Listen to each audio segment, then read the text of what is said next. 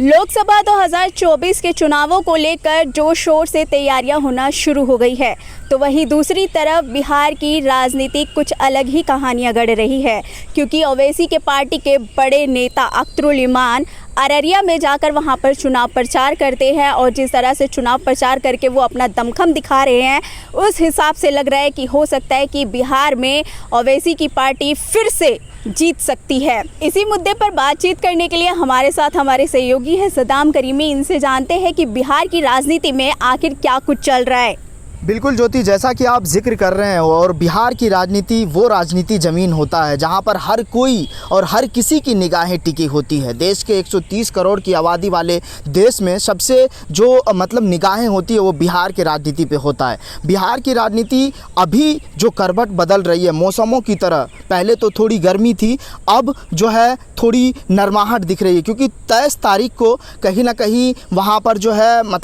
गठबंधन का एक जो है मीटिंग होने वाला है और 2024 की रणनीति तय होगा। लेकिन असदुद्दीन ओवैसी के पार्टी ने यानी अख्तरुल इमान जो प्रदेश अध्यक्ष है, अररिया में अपना भी एक कहीं ना कहीं जो है जनसभा करके एक वजूद तैयार करने की कोशिश कर रहा है, क्योंकि बिहार में असदुद्दीन ओवैसी को एक रिपोर्ट के मुताबिक वहाँ पर शहाबुद्दीन जैसे और तस्लीमुद्दीन जैसे नेताओं की तलाश है, क्योंकि बिहार की ज़मीन को वो मजबूत करना चाहते हैं और उन सीटों पर उनकी नज़र है, जैसे पूर्णिया, अररिया, कटिहार, दरभंगा और ऐसी कई सीटें हैं जहां पर मुस्लिम आबादी वाले क्षेत्र में उनका कहीं ना कहीं एक दबदबा रहा है और उन्हें कहीं ना कहीं कामयाबी भी मिली है। तो इसको लेकर कहीं ना कहीं अख्तरुल इमान इस बात को लेकर दम भरते हुए नज़र आ रहे हैं कि उनको कहीं ना कहीं शहाबुद्दीन जैसे और तस्लीमुद्दीन जैसे नेताओं को तलाश कर रहे हैं और उनको एक ज़मीन तैयार करने की बातें हो रही है। क्या इस 2024 के चुनाव में, जैसा बिहार विधानसभा में 2020 के चुनाव में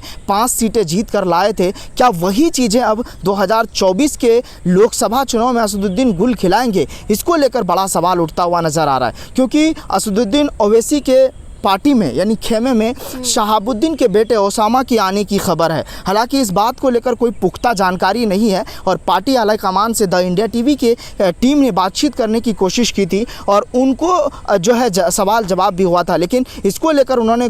जो है कहीं ना कहीं एक घुमाने की कोशिश की गई। हमने वहाँ के लोकल पत्रकार से भी बातचीत की कि वहाँ पर क्या हवा है, क्या ओसामा जो है असदुद्दीन ओवैसी के साथ आएंगे, उसको लेकर भी उनका भी एक कहीं ना कहीं एक अलग तर्क रहा और उन्होंने कहा कि अंदरूनी की खबर यह है कि जो है ओसामा की कहीं ना कहीं जो दिल लगी है और जो दिल लग रहा है वो ओवैसी के साथ लग रहा है, क्योंकि जब उनके पिता के यानी शहाबुद्दीन की मौत हुई थी तो उस वक्त भी जो है असदुद्दीन ओवैसी की पार्टी ने वहाँ पर जाकर यानी दिल्ली के अस्पताल में जहाँ पर उनकी मौत हुई थी, कोरोना के टाइम उन्हें ले जाना चाहते थे ओसामा साहब सिवान में, लेकिन उनको ले जाने की कोरोना प्रोटोकॉल ने नहीं जाने दिया। तो उसको लेकर भी प्रदर्शन हुआ था उस टाइम और उस बात को लेकर असदुद्दीन ओवैसी के पार्टी ने शरीक हुए थे। लेकिन अब जो खबरें सामने आ रही है,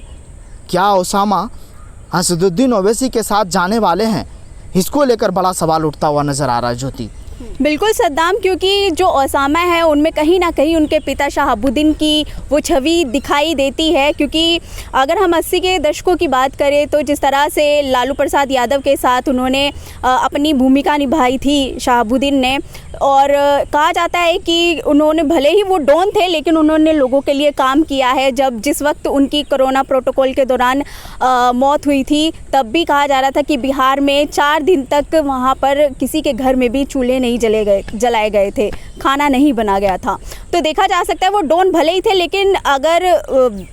लोगों के वहाँ के लोगों के हितों की बात करें तो उनके लिए उन्होंने काम किया है। शायद इसी वजह से हो सकता है कि उनके बेटे ओवैसी की पार्टी में आ सकते हैं। बाकी आपका क्या कहना है? बिल्कुल ज्योति, जैसा कि आपने जिक्र किया कि सिवान में जिस तरह से 4 दिन तक उनके कोरोना काल के दौरान जब मौत हुई थी तो 4 दिन तक चूल्हा नहीं जला था, ये कहीं ना कहीं एक जो है अलग चीज़ें हैं, लेकिन उनकी छवि को भी कहीं ना कहीं एक खूंखार की तरह दिखाया गया है, डॉन की तरह दिखाया गया। और जो जैन जिज्ञासु हैं उनका साफ तौर पर BBC के एक रिपोर्ट में उनका एक जो है लेख छपा है, उन्होंने साफ तौर पर उसमें एक बयान दिया है कि जो मीडिया में शहाबुद्दीन की छवि को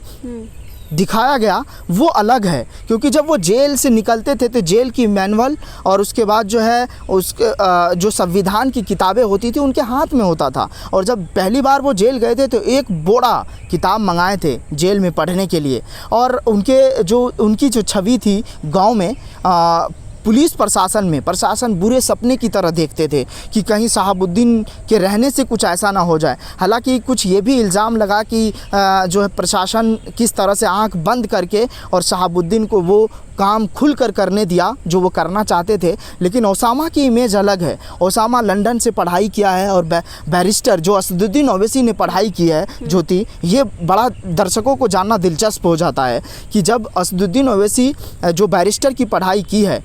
वही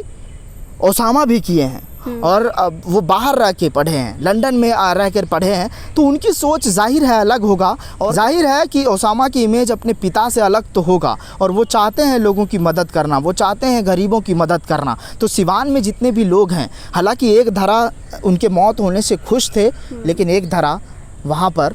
मातम भी मना रहे थे। चैनल को लाइक, शेयर एंड सब्सक्राइब करें और बेल आइकन दबाना ना भूलें।